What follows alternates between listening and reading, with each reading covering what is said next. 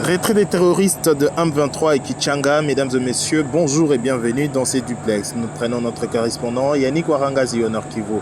Bonsoir Yannick. Bonsoir à vous Raphaël Walukonga et bonsoir également à tous les internautes qui nous suivent de partout dans le monde. Et merci Raphaël de nous prendre la duplex en direct de la presse qui vous parlait bien évidemment à ton secteur. Et comme vous venez d'annoncer, fait de moi, il y a un mauvais trait de terroristes de M23 qui se fait ici dans la province du Nord Kivu. Et mesdames et messieurs, comme vous le savez, le rebelle du M23, soutenu par les Rwandais, comme l'a toujours dit le gouvernement congolais, ont entrepris depuis quelques jours un retrait dans certaines agglomérations qu'ils ont eu plutôt qu'ils ont eu à contrôler depuis leur résurgence. Il s'agit notamment des agglomérations, par exemple de Kika. Il y a aussi l'agglomération Kirum, il y a l'agglomération de Pat, Alenge et Tedemo. Et c'est par exemple dans les territoires de Massissi, lequel est situé près de la ville de Goma, la capitale provinciale. Et s'agissant de la cité, l'agglomération de Kanga, qui est l'entité était contrôlée par ces ennemis.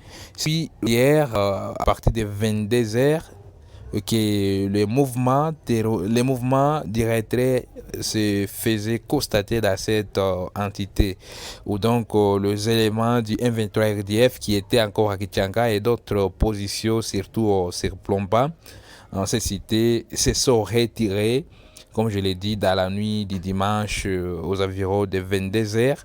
On estime, certains analystes, c'est une question d'air et que donc avec l'État, ils pourront quitter également ces agglomérations. À ces entités, il s'ajoute aussi à ces entités déjà abandonnées, il s'ajoute aussi des localités comme Bunagana, qui est actuellement contrôlée par la force régionale, surtout l'armée ougandaise, qui avait signé son entrée il y a pas longtemps, et surtout que c'est une cité frontalière avec l'Ouganda. Il y a aussi l'agglomération de Tchenguerero. Et aujourd'hui, la bonne nouvelle est que pendant la journée de ce lundi, en 10 avril 2023, ces mêmes terroristes du M23 ont également libéré et laissé la cité de Kiwanja entre les mains des troupes également ougandais venus de l'Ouganda dans le cadre de la force régionale, donc de force de l'Est Africa à Community. Donc aujourd'hui, ces terroristes ont aussi libéré la cité de Kiwanja, mais il reste encore dans d'autres agglomérations. Cependant, la plus grande question dans la classe sociale est de savoir, oui, ces rebelles sont en train de libérer les entités qu'ils ont eu à contrôler, mais où vont-ils? Puisque jusqu'à présent, personne ne sait où vont ces terroristes du M23 après qu'ils aient commis plusieurs actes barbares dans le territoire de Massili et aussi celui de Rutshuru. Et suivant surtout le plat qui avait été rendu public par les forces, le chef de l'État de pays membres de l'EAC, ces rebelles devraient normalement se rendre au Mont Sabinyo, c'est à la limite entre la République démocratique du Congo et son voisin le Rwanda. Et malheureusement, le pays accusé d'avoir agressé son voisin qui est la République démocratique du Congo.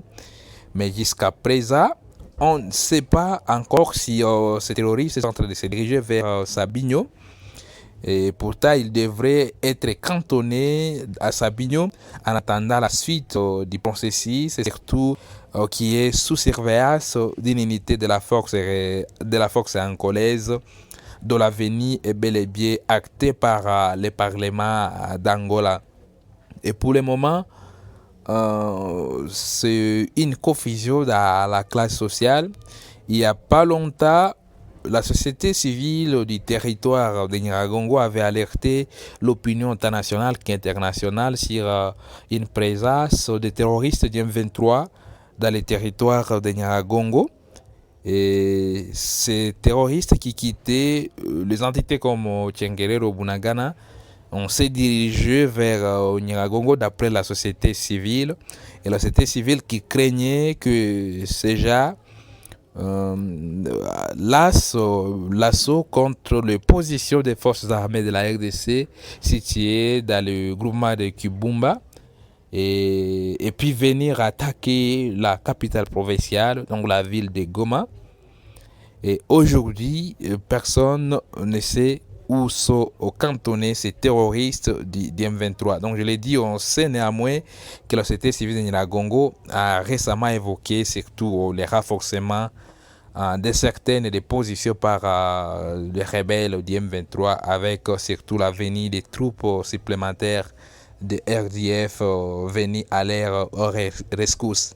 Donc ces agglomérations sont laissées entre les mains des forces régionales de l'EAC et l'armée de la République démocratique du Congo n'est pas autorisée d'y fouler le pied. Et voilà ce qui inquiète au plus haut niveau la population de la province du Nord Kivu, surtout les analystes qui en appellent à la vigilance. Et donc ces retraits posent mille et une questions, et selon certains esprits.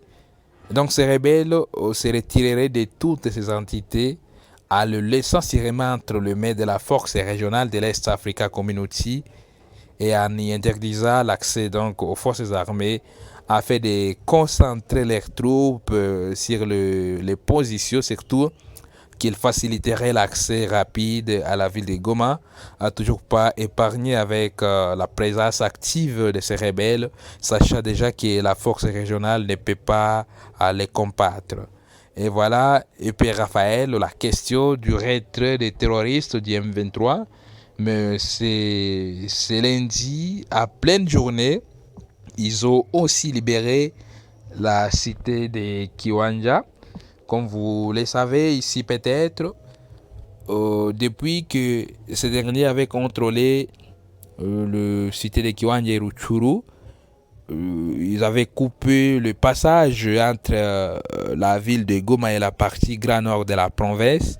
Donc pour le moment, il n'y a aucun passage de véhicules ou de marchandises dans la ville de Goma qui reste isolée des restes de la province. Mais cependant, après le retrait de ces ennemis de la paix dans cette entité sur la route nationale numéro 2, donc le passager qui quitteront la ville de Butembo, soit de Beni ou la partie grand nord de la province, ils auront la chance de fouler encore la ville de Goma et ça sera vice-versa.